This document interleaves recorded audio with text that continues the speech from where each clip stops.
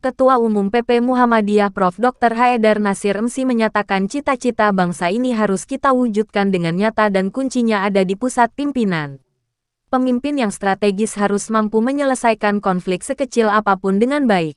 Pernyataan tersebut disampaikannya dalam sambutan launching dan bedah buku Gaya Kepemimpinan Strategis dan Green Human Resource Management dalam Membangun Teamwork, karya Jenderal TNI Dr. Dudung Abdurrahman, di Kampus 4 Universitas Ahmad Dahlan UAD, Yogyakarta, Jalan Brawijaya Fering Road Selatan, Kragilan, Bantul, Senin, tanggal 22 Mei tahun 2023.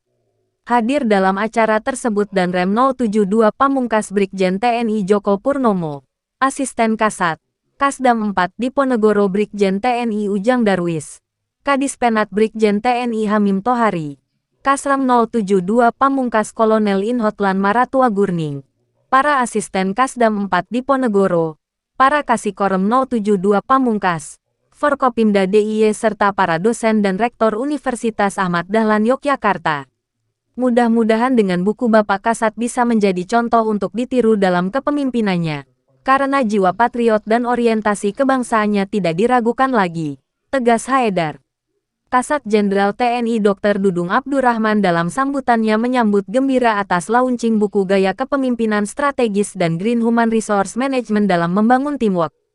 Ia berharap buku tersebut dapat bermanfaat bagi seluruh masyarakat luas, terutama kepada pimpinan atau calon pemimpin untuk dapat mempraktikkan gaya kepemimpinan strategis ini. Gaya kepemimpinan strategis ini tidak hanya berlaku di dunia militer, tetapi dapat juga diterapkan di dunia korporasi, bahkan birokrasi. Buku ini juga dapat dijadikan referensi bagi mahasiswa dan mahasiswi Universitas Muhammadiyah khususnya Fakultas Ekonomi Manajemen, karena buku ini menggunakan metode Green Human Resource Management dalam menjalankan organisasi, jelasnya. Buku Gaya Kepemimpinan Strategis dan Green Human Resource Management dalam Membangun Teamwork mengulas secara mendalam tentang gaya kepemimpinan strategis antara pemimpin dengan anak buah pada suatu kerjasama di dalam suatu organisasi. Buku ini juga merupakan bagian dari suatu proses pengabdian tiada henti terhadap bangsa dan negara sekaligus menjadi media dokumentasi atas pengalaman serta aktualisasi pengetahuan saya selama menempuh pendidikan doktoral pada program Doktor Ilmu Ekonomi Konsentrasi Strategic Management Fakultas Ekonomi dan Bisnis Universitas Trisakti tahun 2022.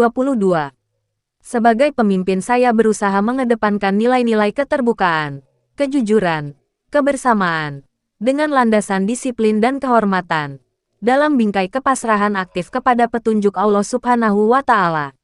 Dalam menjalankan kepemimpinan, saya senantiasa diilhami ajaran luhur lokal wisdom yang terungkap dalam kata-kata cipta, rasa, karsa, ing ngarso sung tulodo, ing madyo mangun karso dan tutwuri handayani, ajaran Ki Hajar Dewantara, serta menerapkan prophetic leadership yang bersumber ajaran Nabi Muhammad SAW dan Khulafaur Rasyidin yang terangkum dalam 4 sifat yaitu sidik, amanah, tablik, dan fatanah.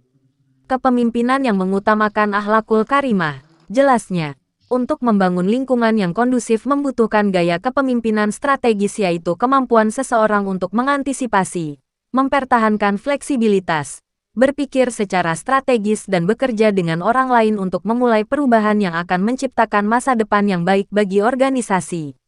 Hal yang terpenting dari semua itu adalah calon pemimpin harus mempersiapkan diri untuk dapat menumbuhkan rasa patriotisme, menciptakan perubahan yang dinamis, berbudaya prestasi, dan semangat profesionalisme, yang mampu meningkatkan partisipasi dan peran aktif para anggota sebagai kekuatan moral, kontrol sosial serta sebagai agen perubahan yang mampu membangun dirinya, masyarakat, bangsa dan negara, pungkasnya.